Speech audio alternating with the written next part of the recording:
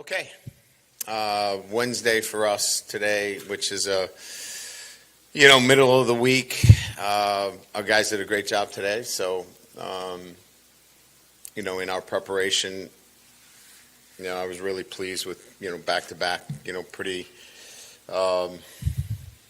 pretty physical day. So, I'm not sure where to go, but I'll let you guys answer. Fire away.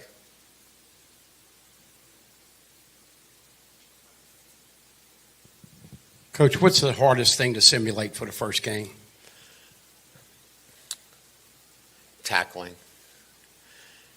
Because, look, you probably, the first thing is you want to get all of your guys to the first game, and you're trying to protect them as much as you can, but yet you got to tackle, right? And so I think the ability to simulate tackling is probably the biggest thing.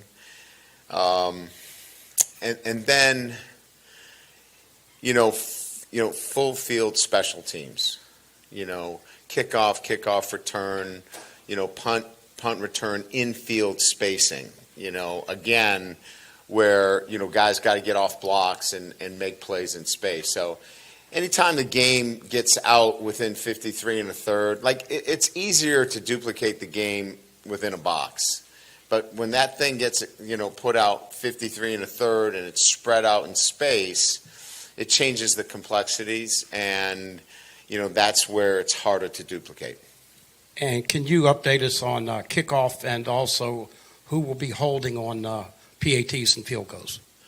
Yeah, holder will be Peyton.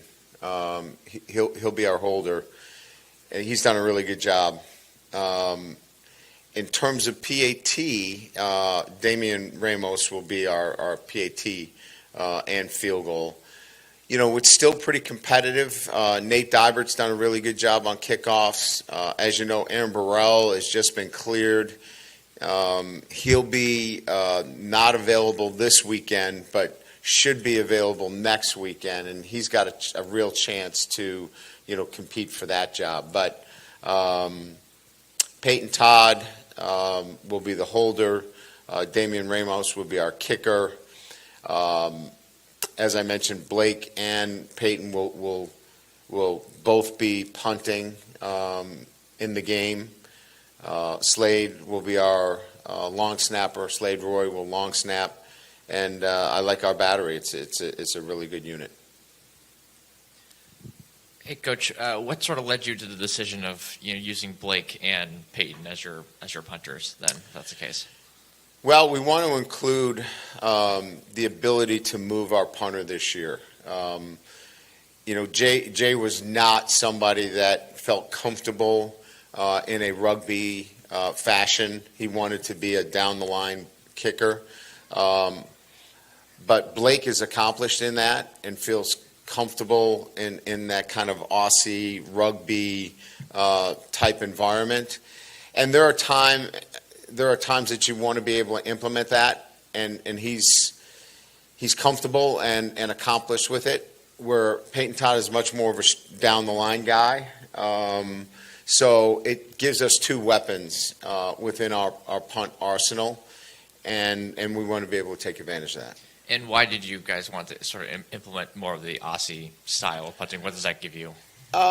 It allows you, from a overload protection standpoint, to make it a little bit easier to handle. I don't want to say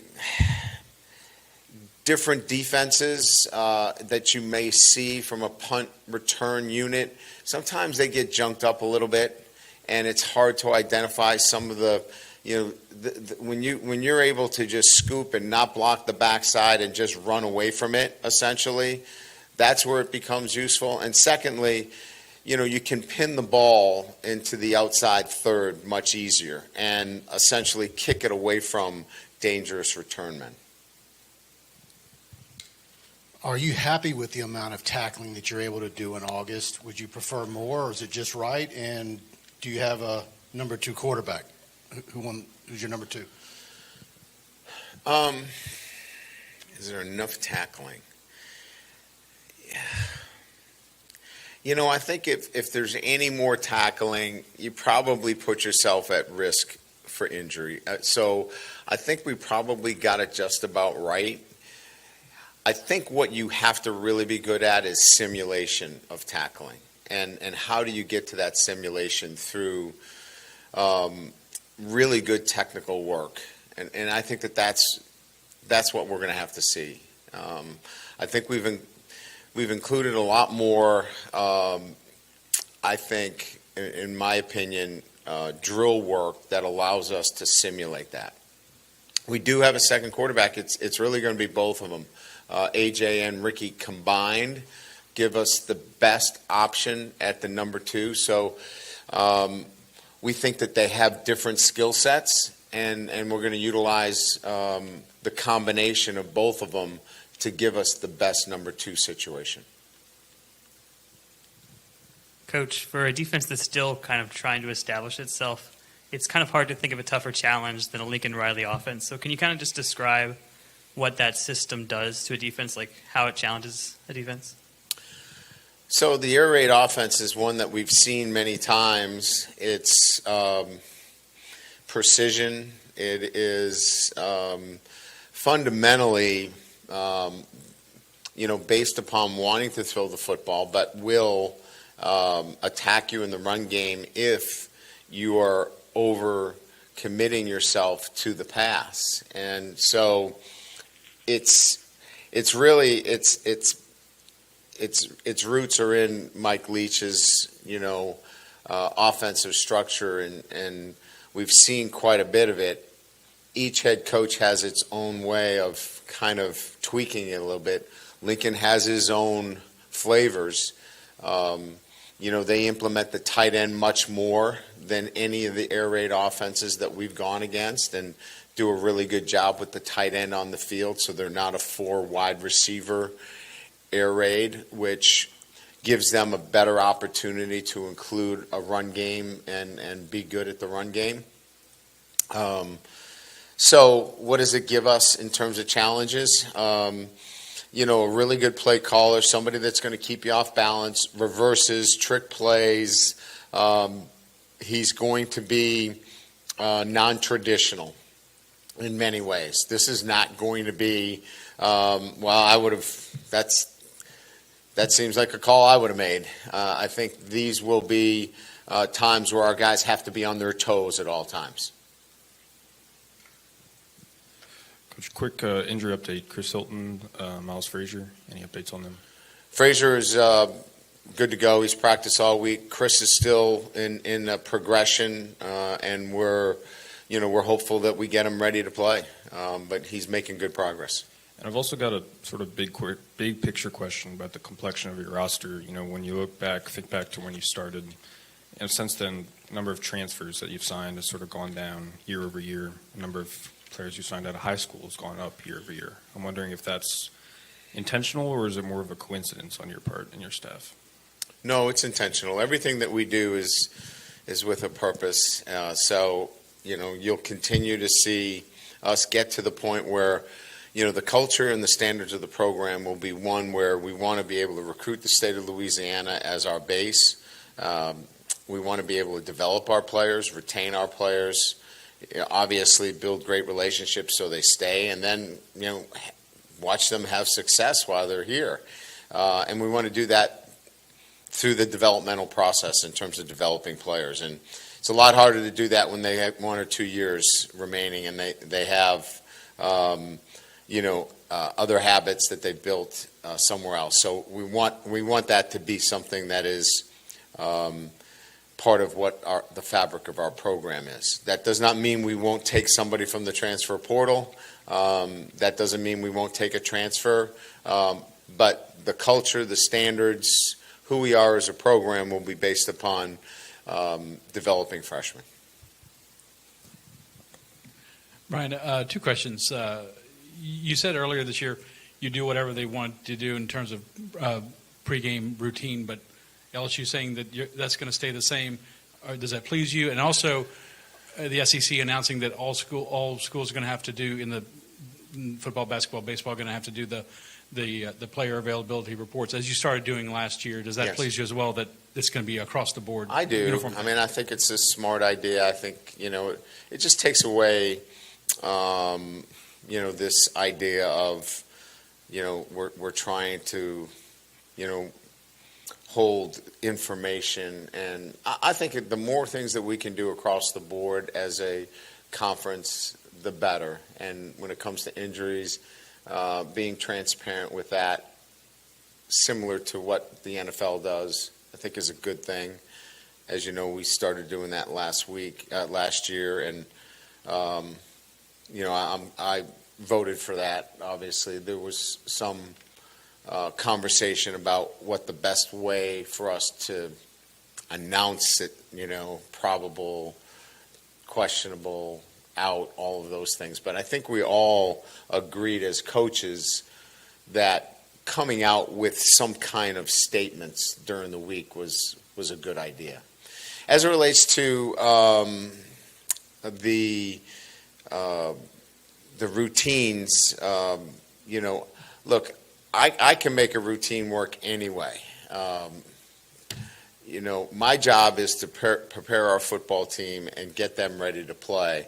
I've been in Division II head football coach where I've had to, prior to a game, shovel the field.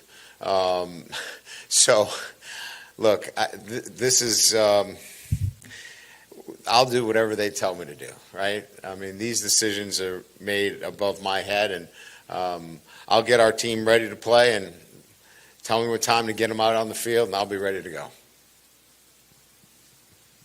Yeah, Coach. I mean, you guys have not been scared to play true freshmen in their first games.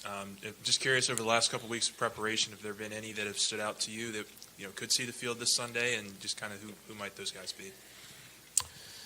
Freshmen that could or will see the field. I think on the offensive side of the ball, I mean, there's less, there's less likely of that kind of scenario happening.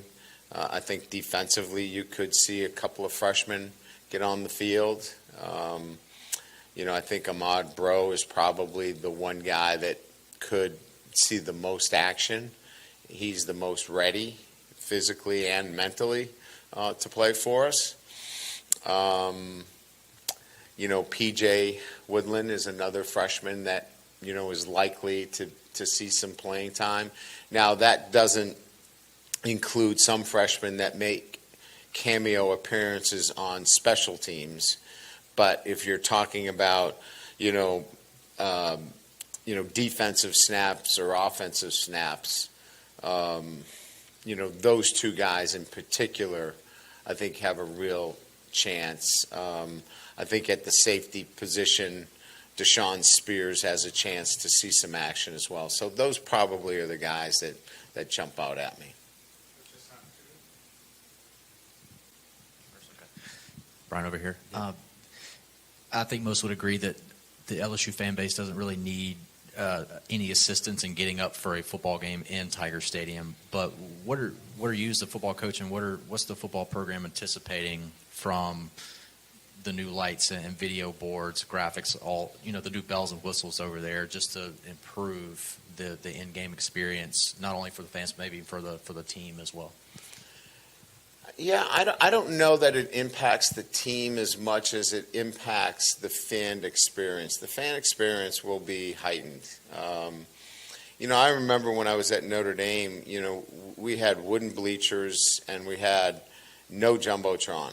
And what we found was that, the history and tradition is one thing, but when everybody's looking on their phone for information and not paying attention to the game, it takes away from the game experience itself. But now when you look up on a massive board and it's got all the information, and it's got all the bells and whistles, and you've got ribbon boards that are always constantly feeding you information, it definitely helps for the game experience. And, I think the lights add to what, is, increasingly becoming much more of an event, if you will, in Tiger Stadium. And I think that that's an enhancement as well as the speaker system. So all that together, I think, our players are going to enjoy just being in Tiger Stadium. And it certainly is going to catch them, but they get so focused in on what's in front of them. But I think for the fans, it's going to be a heightened experience. Hey, Coach. You mentioned on Monday that a lot of your guys on the team have battle scars from the last couple of openers. I just wanted to know, is there a certain kind of different mindset that they have going into this game against USC, a special kind of hunger, wanting to win, or do you guys just treat it kind of like every other game? I mean, look, it's pretty, I think you have to always keep in mind that there's a number of players on this team that have experienced, 2 openers where they weren't successful, including myself. So, there's a resolve there that, you want to be prepared in any way to see that you come out victorious. And so their preparation has been outstanding. They've prepared. Now they know they've got to perform. So they're going to handle what they can handle.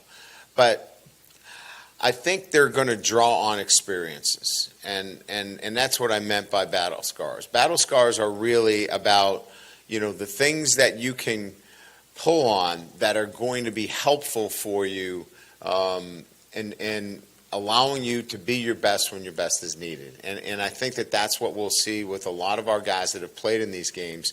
They're going to draw on past experiences that are going to help them be successful. Great. Thank you. Appreciate it.